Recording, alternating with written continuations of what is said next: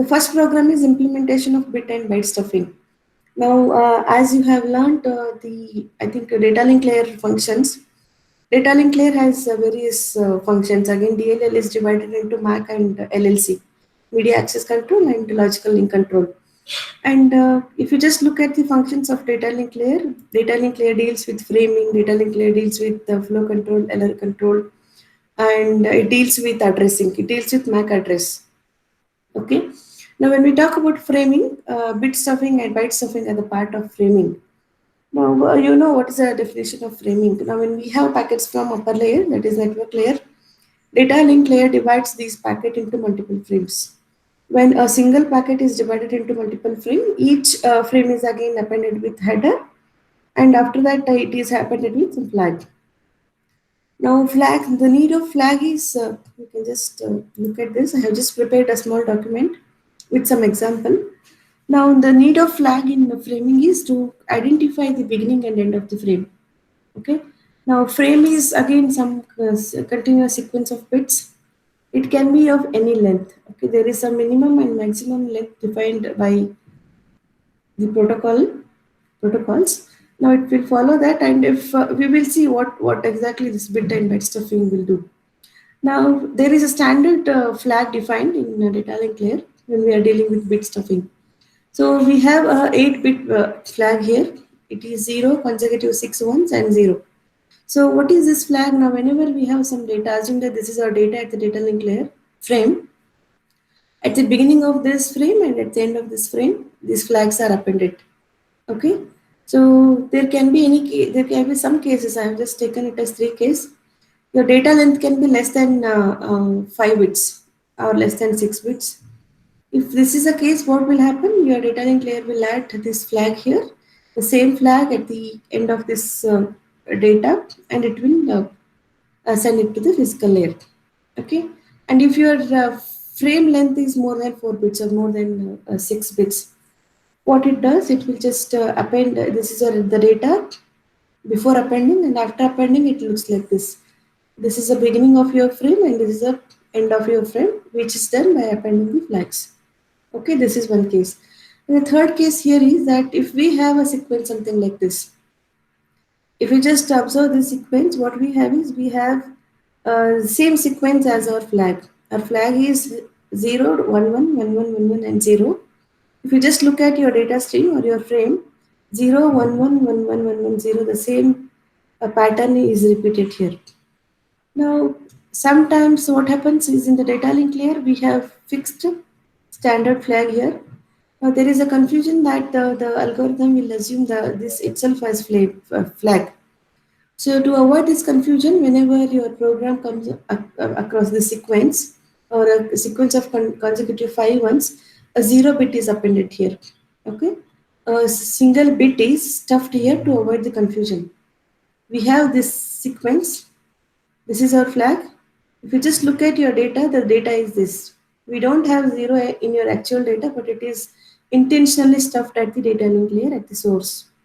And at the destination, it is destuffed. It is removed from the data, and the actual data is sent to the network layer at the destination. Okay. So whenever your data has the same format as your flag, a bit is stuffed to differentiate it. Okay. So a bit is stuffed here to avoid the confusion. This is bit stuffing. Now similarly in the first program, first B is byte stuffing. Now for byte stuffing also we have some standard flags. Now I have just taken a simple example here to explain you the concept. Your program will ask you to enter the starting delimiter and ending delimiter. You can just have the same starting delimiter. Starting delimiter can be A or starting delimiter can be anything. It is left to user. Or you can define your standard starting and ending delimiter as we have done it in bit stuffing. Now, whenever your data come across this pattern, or if you have the same character as your data here, if my starting delimiter is A, ending delimiter is B, then in your as a part of your data, if you come across this pattern A, if this character has repeated, to avoid the confusion, it will stuff one more character here. Okay, same thing is repeated throughout this sequence. Okay, so this is a very simple program. You can just uh, try writing your own program. If you feel it difficult, we have, I will share, I mean, I think we have already shared this manual with you. In this program, what we do is first check whether the given string is less than 5 bits. If it is less than 5 bits, straight away append this flag at the beginning and end of the frame. If it is not less than 5, if it is greater than 5, then look for this pattern throughout the sequence. If you come across continuous 5 consecutive ones, then you have to change this pattern into this pattern. Okay, and after you are done with scanning all the bits, you have to append this at the end of the sequence. This is the ending delimiter. Okay, so what we can do is just if you want to know how to execute this program, I'm just using this Linux. I'll just show you how to do this. I have just named it as bit.c.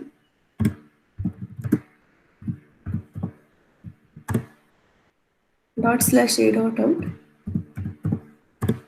Okay, so you just enter your bit string.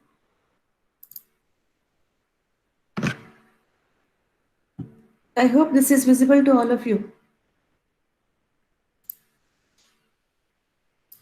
If I take one bit string as 1100, so after stuffing it will look like this. You see here. This is a flag. First 8 bits are flag. After that 110 is 00 is the data, that is frame, and after that we have again flag. Okay, so this is what how it looks after we stuff it. And if I take one more sequence, something like this, 1010, more than 5 bits. Sorry, I have to ./a.out. Okay, if I my sequence is something like this. So it will again append your frame flag here. Takes the frame and again append the flag.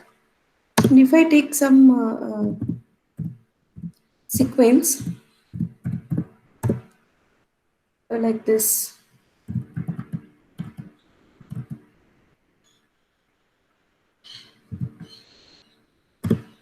okay, you just see here. After 5 ones, 1, 2, 3, 4, 5, a bit is stuffed here. This is an additional bit. Okay. After that, it follows the next bit. Then again, it has 0, and it follows the flag. Okay. A bit is stuffed after 5 consecutive ones. If your sequence is something like this. Okay. Now, when you run this program, you have to try with all three to four different cases, taking the data less than 4 bits. Take something which is more than 4 or 5 bits, some 20 or 30 bits, and check whether you are able to see the stuffing or not.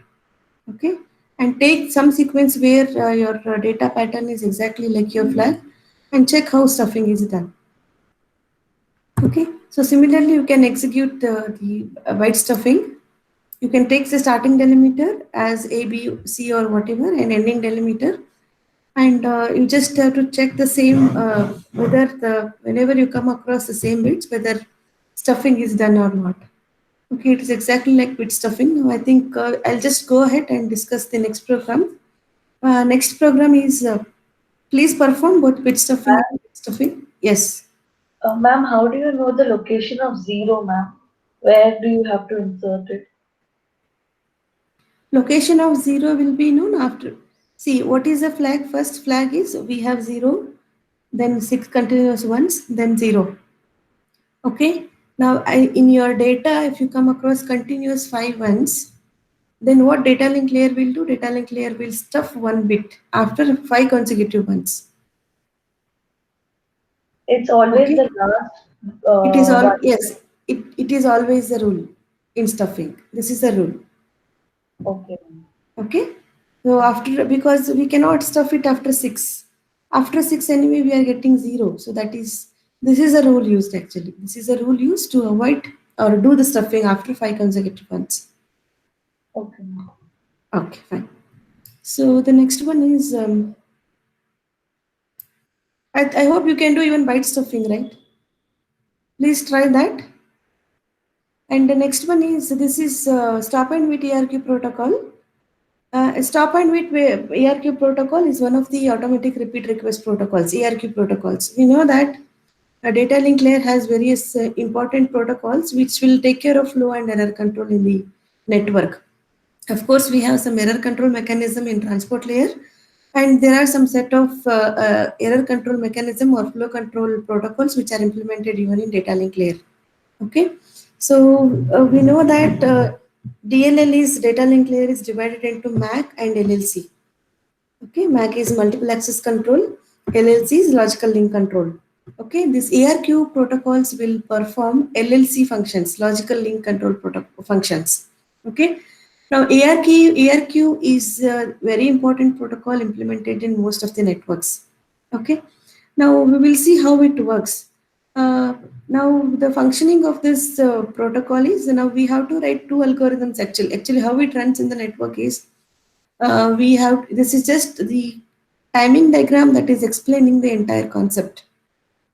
So these are the things that is, I mean, steps that are executed at the source. This is source, this is transmitter, this is receiver. Okay. Now, if you just assume that we have some set of frame numbers at the frames at the data link layer, which are to be sent to destination. And now we have some sequence of frames in queue. So many sequence of frames. You can take any number that you want. For me to explain this algorithm, these many frames are sufficient. Now this is frame number 1, frame number 2, frame number 3, so on. And now this ARQ protocol implements three concepts. One is timer at the source. We have acknowledgement from the destination, and we have sequence number at the source and destination. The sequence number at the source in your algorithm will look like SN, will be is denoted by SN. Sequence number is a pointer used for denoting the sequence number at the source. RN to denote the sequence number at the destination. If you are referring Forozen has the detailed steps, detailed algorithm is present in data link layer. Okay, in I think chapter when you are discussing data link layer, this algorithm is given to you in detail. The same algorithm we are going to implement here. Okay, so assume that now why we need sequence number? These are the sequence numbers. Sequence numbers are alternative, consecutive zeros and ones. Alternative zeros and ones. Now for the first frame will have sequence number 0 always.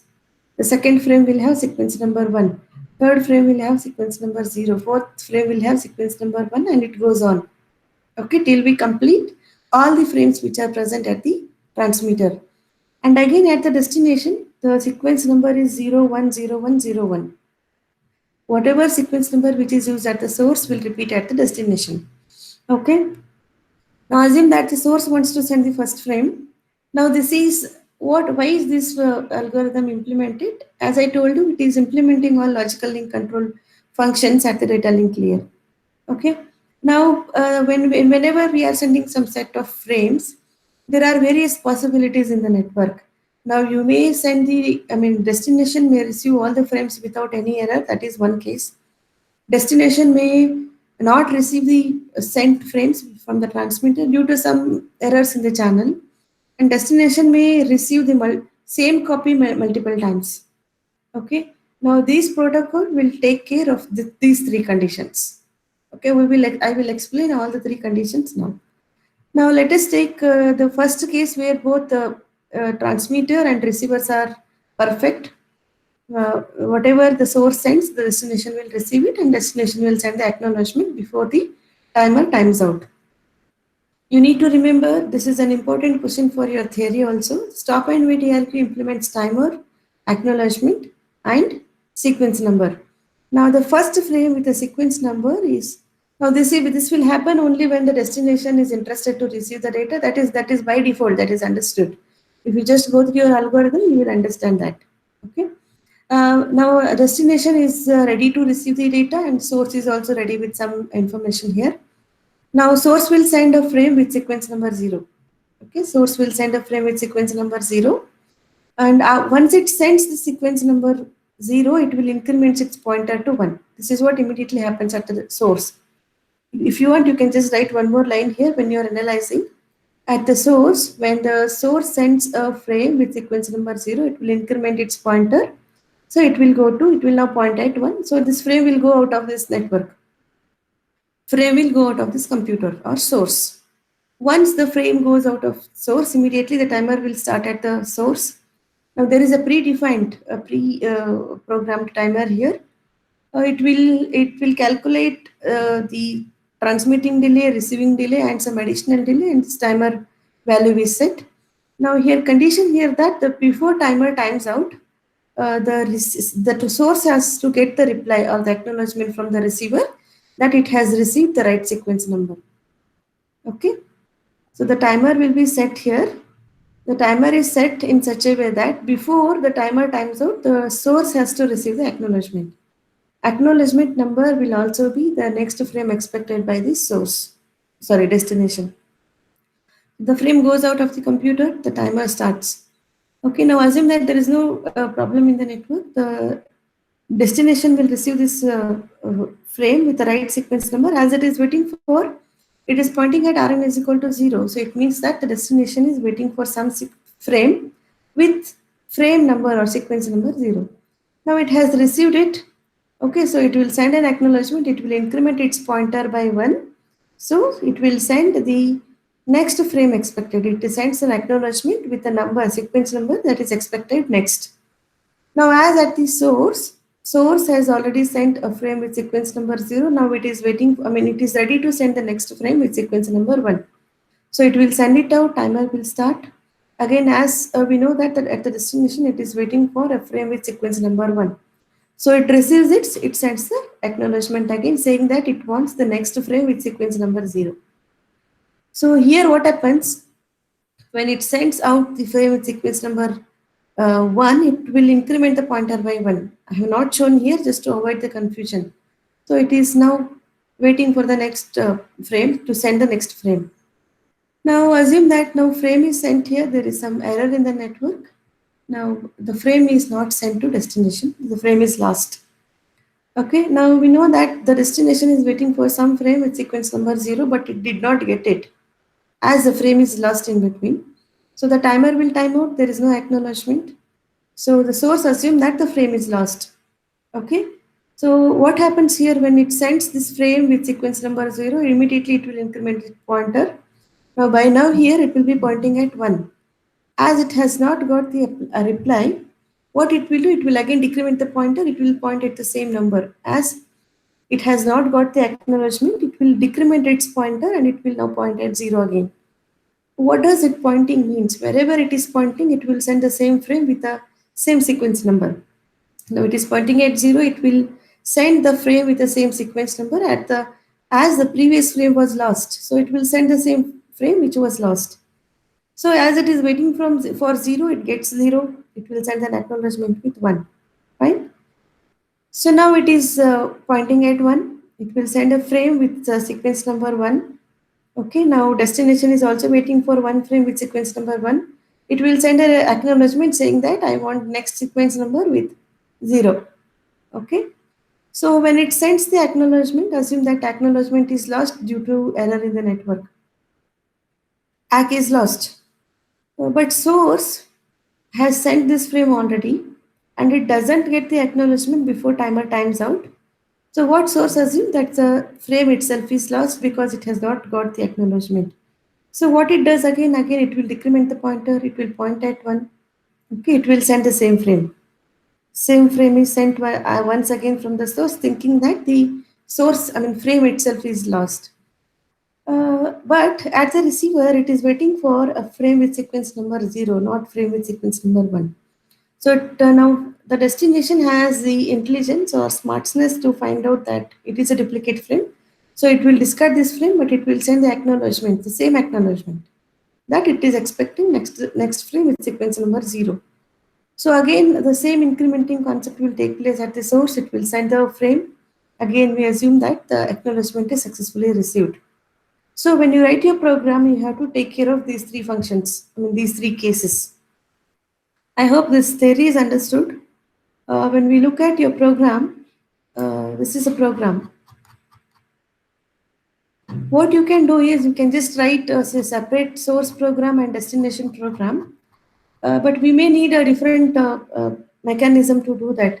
But what we are trying to do here is we are trying to just simulate what exactly is happening at the source and destination. Here, user itself is acting as source, user itself is acting as a destination. Now, whatever inputs that are given by source will be, whatever inputs that are given by user will be taken as the reply from the destination. Reply from the destination can be successful reception of the data, or a duplicate frame, or frame is lost. These are the three cases that the receiver has to give to the source. But here we are not writing two different programs or two different algorithms. We are just writing a simplest program where user gives the data and that will be taken as the data from the receiver. Okay. So see here, we are writing the two functions here. One is sender function, the other one is receiver function. In the sender functions, what we have is whenever we start writing your program, immediately the first frame has to go out. Okay, that is by default. Now here using one, you need not get confused with the variable names here. If you want, you can just change it with sequence number. Please change in your program flag with sequence number. Now sequence numbers are zeros and ones. Okay, either sequence number can be 0 or 1. These are the only two cases. When sequence number is 0, you have to send the first frame. Okay, and say that sending the transmitting the first frame. And after you send the first frame, call the receiver. In the receiver program, see, you can either send 0th frame or first frame in the sender. In the receiver program, what we have is user has to give the data. Okay, there are various options here, 4 options, or you can just try with no event can be neglected. You can just try with frame received correctly, frame corrected, and duplicate frame. Whatever information is given by source, it will take it and it will just display the result. As I am telling, it is not calculating anything. We are not writing two different programs for source and destination. We are just simulating the understood theory in this program. Okay, so I'll just try to execute that program and then it will be clear. Let me check if you have any. Okay.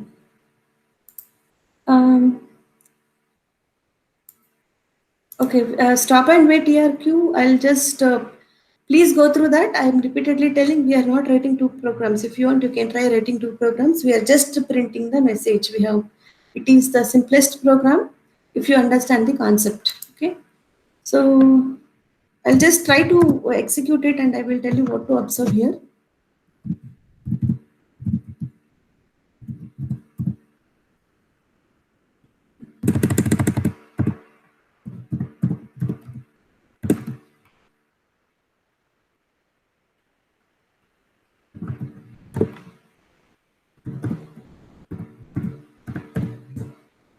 See, enter the number of frames you want to transmit.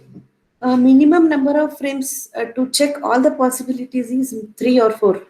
We just have to don't like take less than 3 frames because we have to check minimum 3 cases, right? One is the frame is successfully received, frame is lost, and duplicate frame.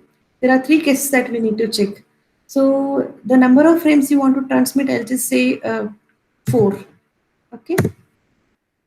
Now, when we say that there are 4 numbers in queue, the first frame will be automatically sent. The sequence number of the first frame is 0. Now, what it says, this is what is going to happen at the source. Actually, that's what we are printing. Save the frame, transmit the 0th frame. Okay, a frame number with sequence number 0. Start the timer. Okay, this is what happens. Now, this is what happens at the source. Okay. Now, at the acknowledgement, if you just look at your program, for user to give acknowledgement, there are few conditions. If user presses 0, it means that frame is received correctly. Frame is corrected, you can press 1. If the frame is duplicate, you can press duplicate frame. No event can be left, you can just leave it. Now, if I press 0, okay, if I press 0, it means that the receiver has received the frame successfully and it will send an acknowledgement with the sequence number 1. Okay, so if it says that frame is received correctly, correct acknowledgement is received, frame is transmitted successfully, stop the timer. Again, we have even timer at the destination also. Okay, so at the destination also we have the timer. Maybe if you want, you can rearrange. These are just the printf statements. You rearrange them according to what you want. What user has to do? User has to just try it all the possibilities. Now, if I just give 1, what does 1 say? 1 says frame is corrupted. Okay, frame is corrupted, discard the frame. When we discard the frame, timer will time out. Okay, and the source will retransmit the frame. Okay, so as first frame was lost, it is transmitting the first frame once again. Once the first frame is sent to the destination, again receive, either it can be successfully received or it can be corrupted or it can be duplicate frame. If I say that the first frame is successfully received, I say 0. Now we have to now look at the second frame. If I say second frame, there is a duplicate frame. It is not possible. Duplicacy is possible when we have received the duplicate frame. But in our case, I cannot press 2. Okay, if I say that uh, no event, you need not do. Okay, or if you want, you can just check what happens with no event. No event is exactly like lost frame. Okay. So like this, you have to check frames. If you want to check frame duplicate, what you have to do, you have to send the same frame. You just check whether that option is available in your program or not. If it is able to do duplicate frame option, no problem. If not, you just have to modify your program a little bit. Please go through that program in detail. Okay. Do you have any doubt here? You have any doubt? Okay. Um, okay.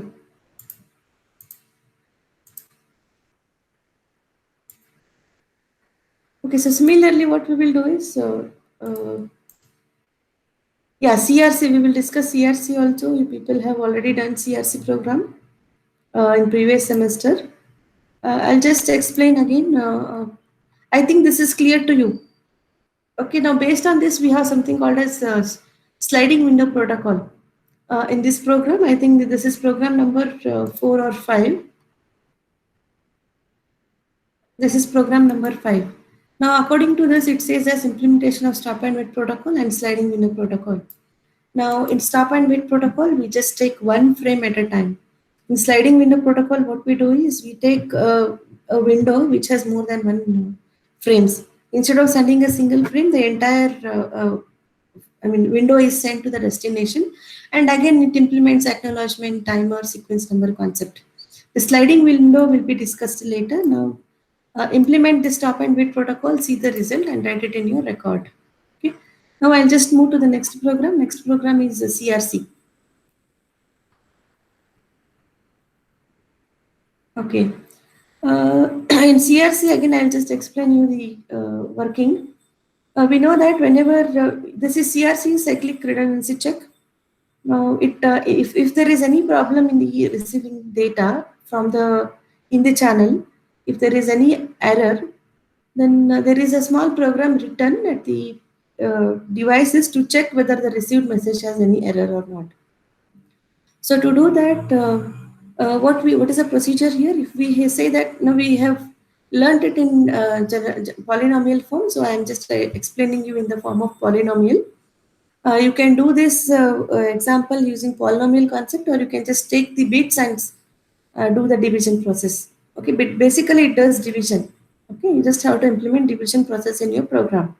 So if we have m of x is our message, sequence of messages, g of x is our generated polynomial, and r of x is your reminder here.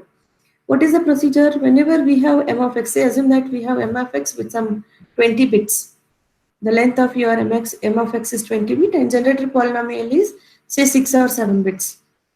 Okay, so to start the division process, we take m of x and we append some number of dummy bits to your m of x to do the division.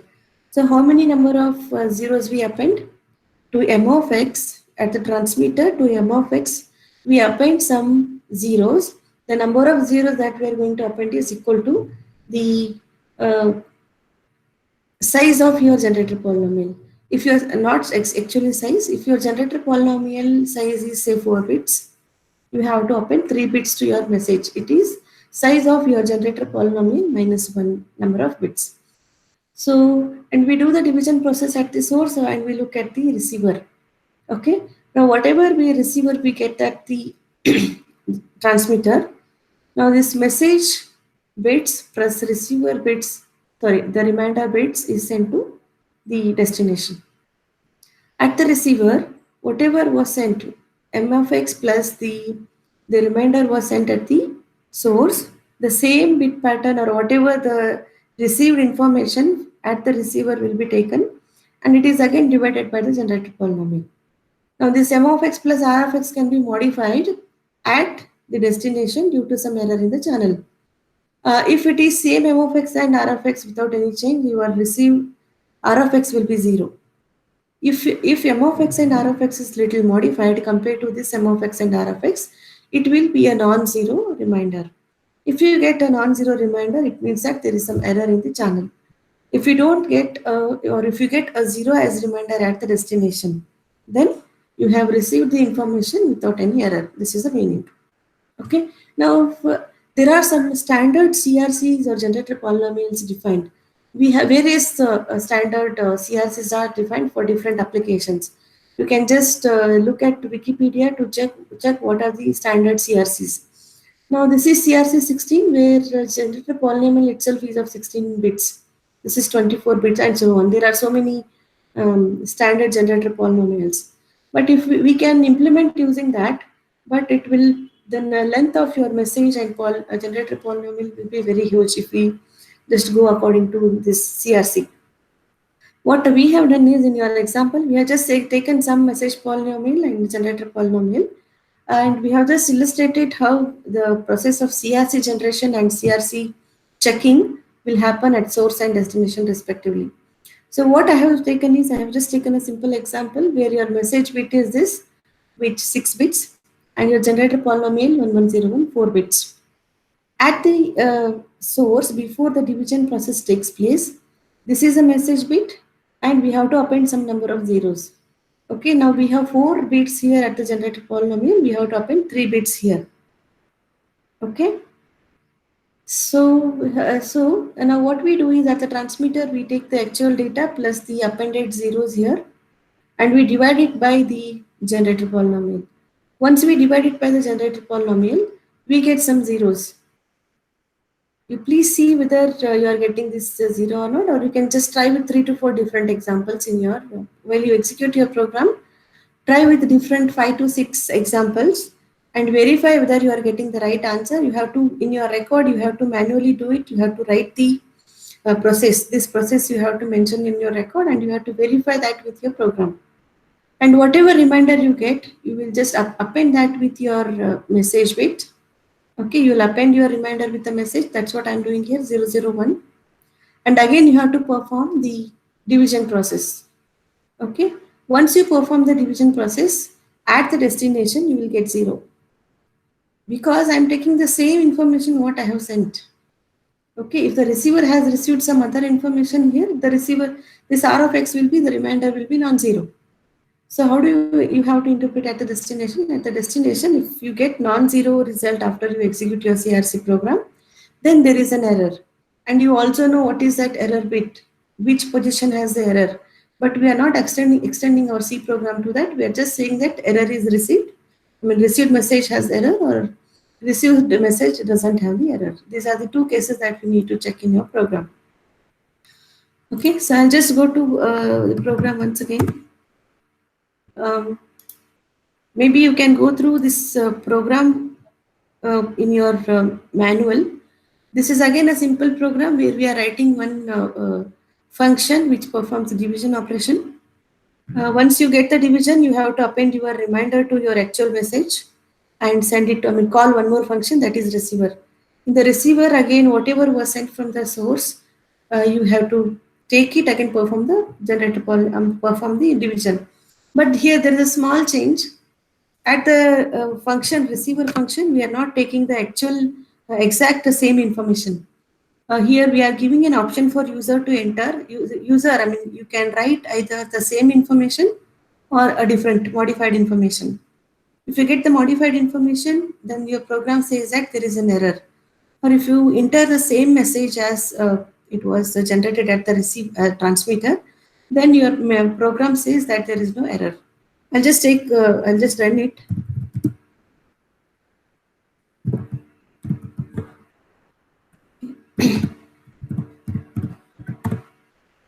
Now I'll just enter some data. This is m of x. If m of x is 101011, okay, something like this. Now this is your data, and enter the generator polynomial. 1101 is the generator polynomial. Now your modified data is what? Modified data is actual data plus number of bits appended. As we have 4 bits here, 3 number of zeros are appended here. 3 bits are appended, additional bits, modified data. To this modified data, generator polynomial, we divide this data with the given generator polynomial, then we get checksum 110. This is a reminder, R of x. This R of x is again appended to the actual message. It will be sent to the destination. This is a transmitting code word. Transmitting code has actual data, and last 3 bits are the CRC, checksum. Okay, so now you can write the same. This is an option given to user. User can write the same message, whatever you have written here. 10101011001110. Now I have written the same information that I have got, so there should not be no error detected. Now what you do is, now I have made this function. This may not work properly if I write some other information. Sorry.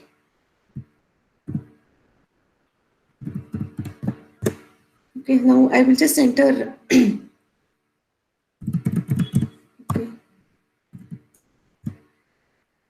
I will write some other information here.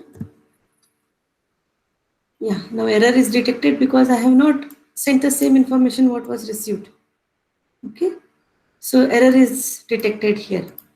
So you can just try with 4 to 5 different example, write the same result in your record. Okay, I hope these 3 programs are clear. I want you to execute these programs. You can take a time of around some 10 days to execute these 3 programs. First install Dave C++. Everything is available free. It doesn't take much time. Or if you are using Linux, you can directly execute these programs there. If you have any issues, you can mention those issues in your Google Classroom. Okay, all of you have access to that Google Classroom. Mention your issues in that. You have any doubts? Ma'am, can you send this lab manual in the Google Classroom, ma'am? Yeah, I will share it now. Soon after this class, I will share this manual. See, you can modify these programs and check the answers. Please modify if you need.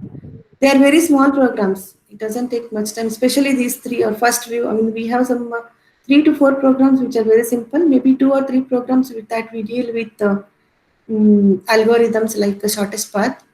We may need some additional steps there. You try to modify it, but I'm going to share these programs or this manual to you soon after this class.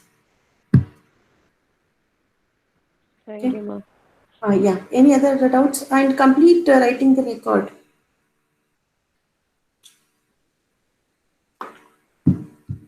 For each program, you have to take some 3 to 4 different examples and check all the possible cases and write your answers.